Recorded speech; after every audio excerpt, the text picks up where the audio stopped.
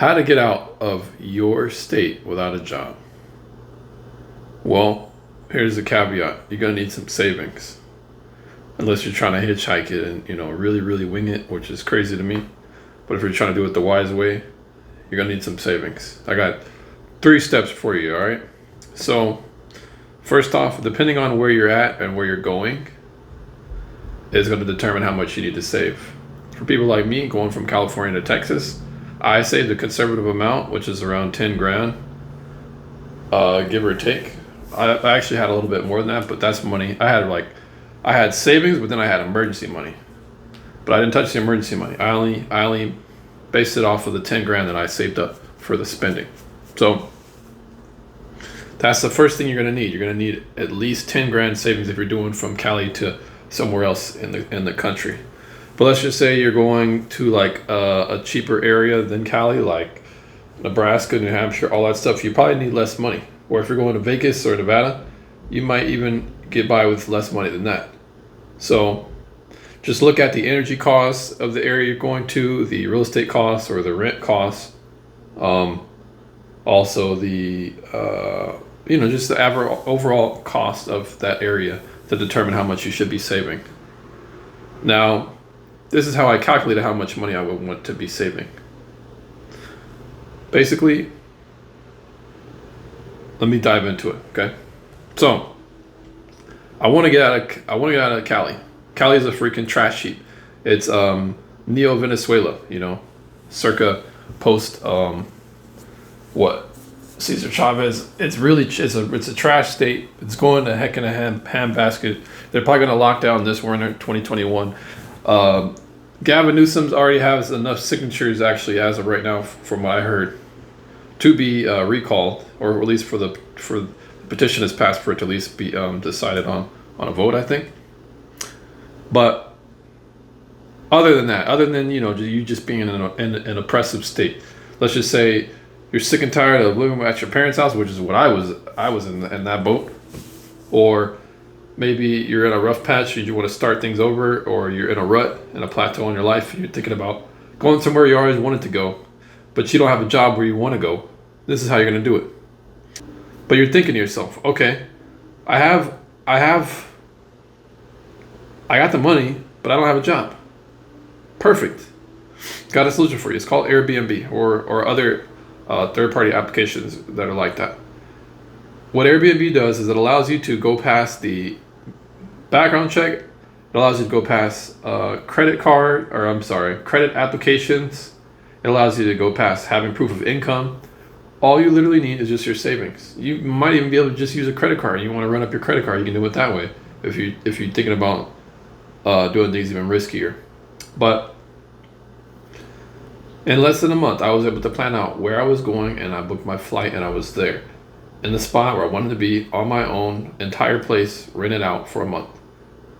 You can filter for monthly stays on Airbnb.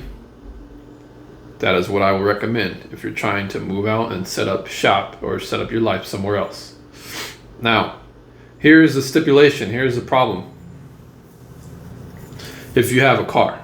If you don't, then it'll be easy for you. But if you have a car, just remember, if you're going from an area like California or New York, where it's high demand to leave for obvious reasons. These are trash liberal states. I mean, my bad.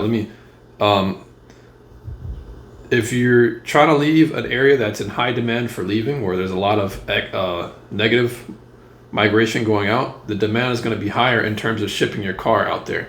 So what I would recommend is having at least $1,000 just as an expense to get your car shipped to where you need it to go.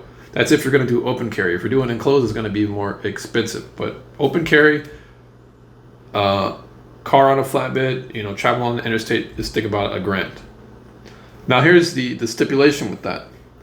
A lot of times, in order for you to get a price, you're going to need to get somebody to quote you on a price, which means you're going to go directly.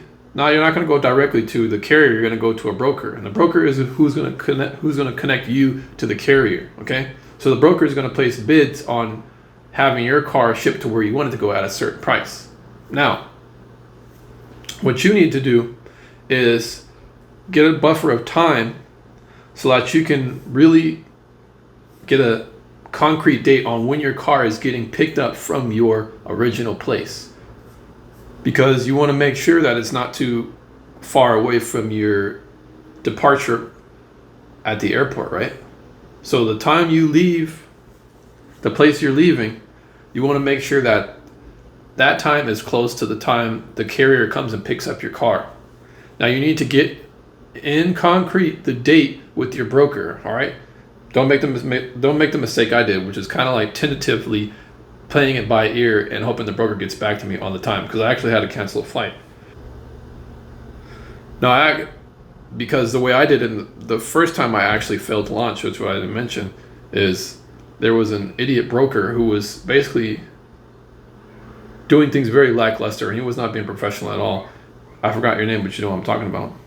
You know, what goes around comes around. People being lazy and not keeping their end of the bargain. But the second time I did it, I made sure that the dates were aligned and that my broker committed to a date. Now, all that is the first part. The second part is making sure that once you touch down, you have, you know, not much time between when you touch down and when your car gets there. So let's just say it takes a week for your car to get shipped. That means you're going to want to have your car shipped 6 to 7 days before you actually leave and fly out. And once you land that day, let's just say day 1, your car gets taken away from you. Day 6, you arrive at the spot. Day 7 or day 8 or 9, your car is there. So you won't have to rent like I did, because that's another expense you might have to do. So other than that, this is how all the three dates align. First, you pick a date that you want to leave, but you don't set anything in stone with booking an Airbnb or anything.